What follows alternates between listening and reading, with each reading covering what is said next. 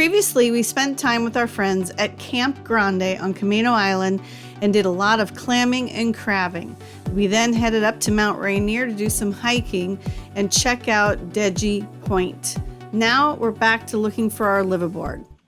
I'm Scott, and this is Allie, and we live in Seattle. Over the last several years, we've owned and operated 2 boats in the Pacific Northwest. And now we're on our search for our liveaboard cruiser. So hit the subscribe button now to come along with us on our boating journey and see where it leads.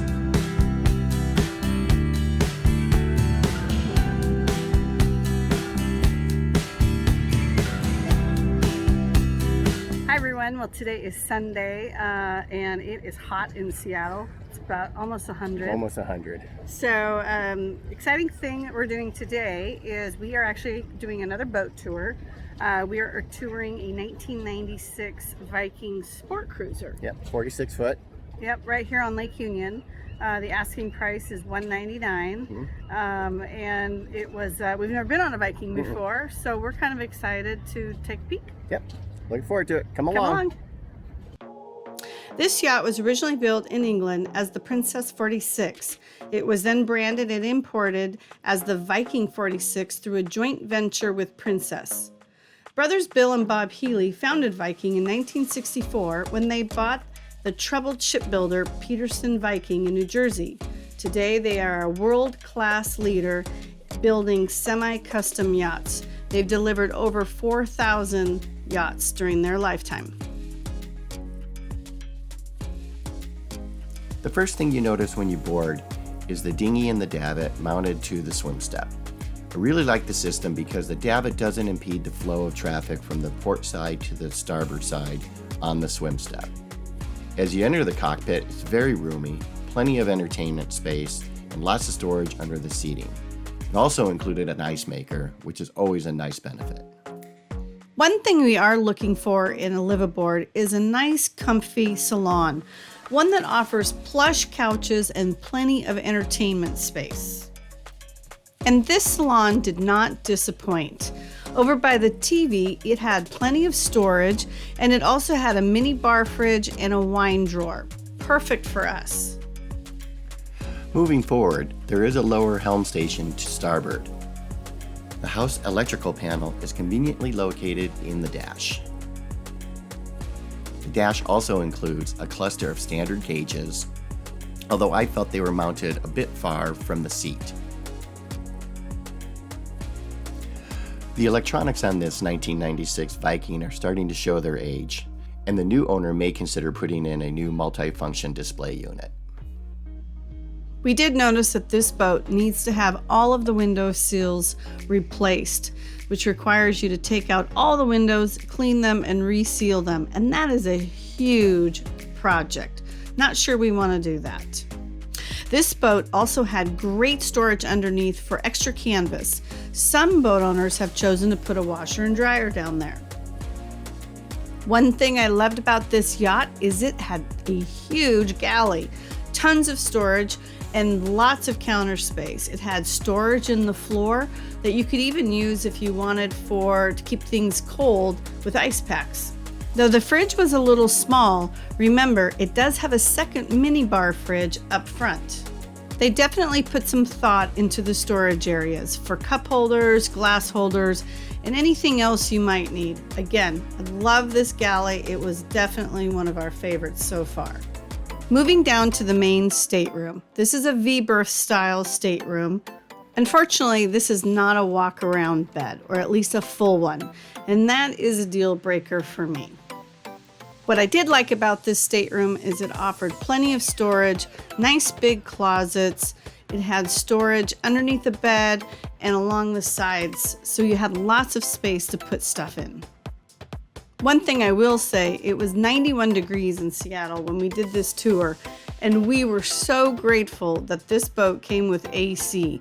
That's another must for us. We didn't think it was, but after this day, it's a definite must for us.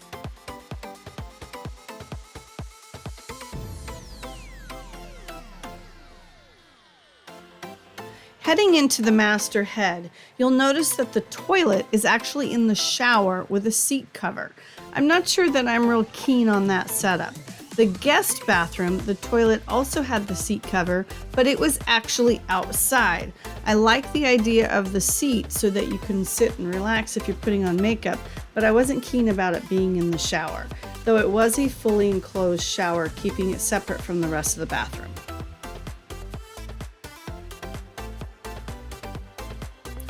We then headed into the double bunk room. Here you'll see that they are replacing one of the mattresses, possibly due to some water damage or mold. They weren't quite sure. There was plenty of storage underneath the bottom bunk, and that would be great for a liveaboard.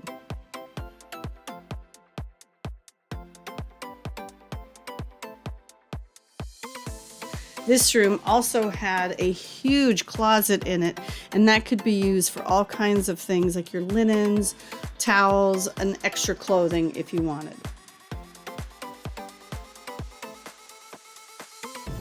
Then we went into the third stateroom, which offers 2 twin-size beds. It's a little snug in there and probably hard to walk around for a large adult. So this room would be great for kids. Scott and I, as a liveaboard, would probably use this room for storage, most likely. Next, we headed up to the Flybridge. I did like that the stairs were not too overly steep. That's another deal breaker for me. The Flybridge was nice and roomy, and I liked that the helm seat was reversible, giving you different options for seating.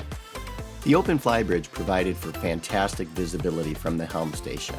However, in that same regard, having it wide open did present some problems, as the dash was showing a bit of corrosion and excessive wear and tear that might not have been should it have been enclosed.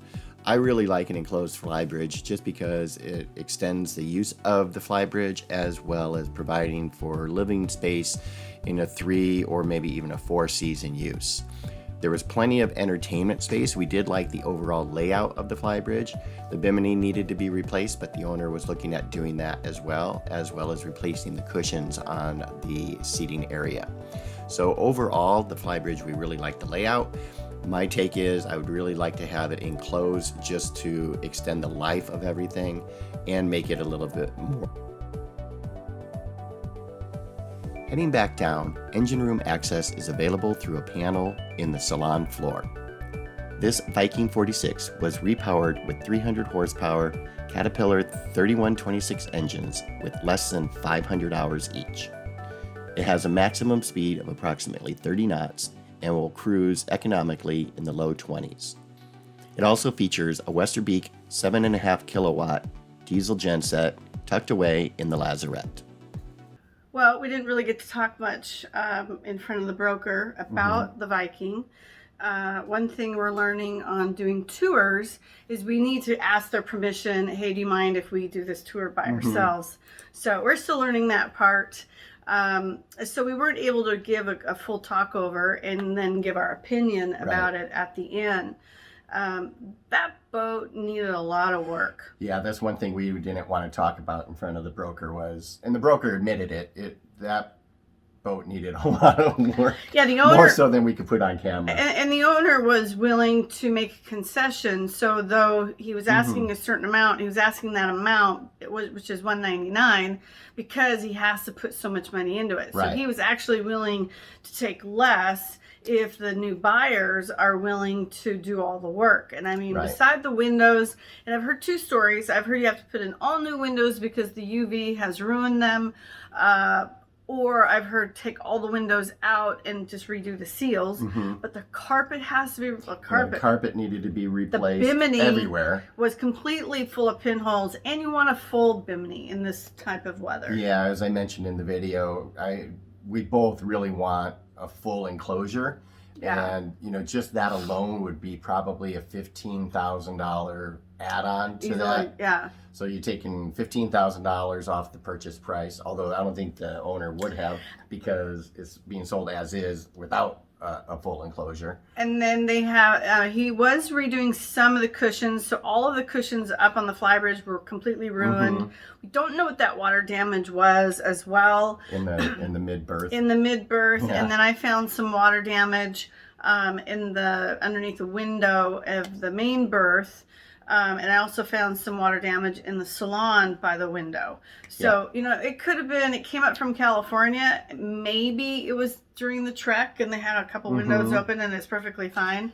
But it looked like it was more long-term. Yeah. It looked like long-term damage. So there was, that's the whole thing. How do you estimate what the damage is going to be to take a credit off of the until you do a survey, right? Until you do a survey, right? And the dinghy was, the other thing we didn't really talk about was the dinghy.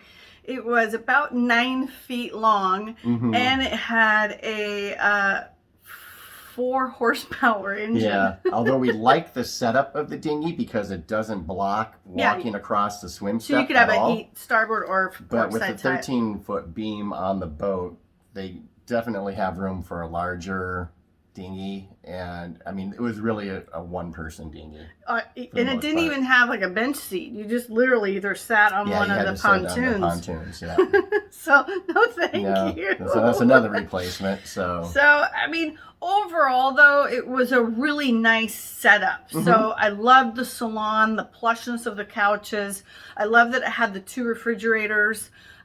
Big, huge galley, tons of storage. So all of that, I love. I love the AC, but again, deal breaker for me on the main berth, not a walk around. And it wasn't that big of we want a big stateroom. We want like what we had. Yeah, it was like 1 queen berth and 2.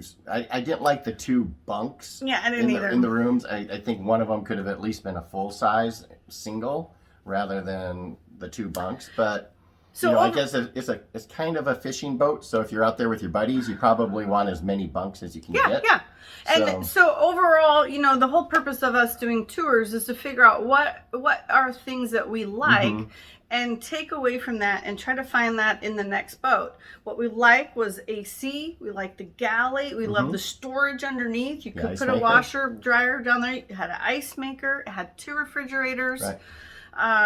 Nice plush salon. So those are the items that we're looking for. And then if we could find the separate shower, separate toilet. And I didn't like the fact the toilet was in the shower. Yeah, I didn't care for that. And a walk around with lots of storage, then we're golden. So we're going to keep looking. Yep. So fingers crossed. And, we're coming towards the end of boating season anyway. So it's not like we're in a big hurry to jump on board, even if we found one at this point. Right. So it's not like we're going to move it onto a boat and then just start boating everywhere because it is getting into the later part of the season. Yeah. Yep. So tune in next week. We are going to go canoeing and kayaking all in the same day. We go from Lake Union to Lake Washington. And so we'll take you on a quick little tour of that. It was actually kind of funny because it was breezy. If we picked the wrong day to go the one day kayaking. Yeah. Lake Union was a little bumpy. Yeah, so we'll show you what it was like, and we'll have that next week.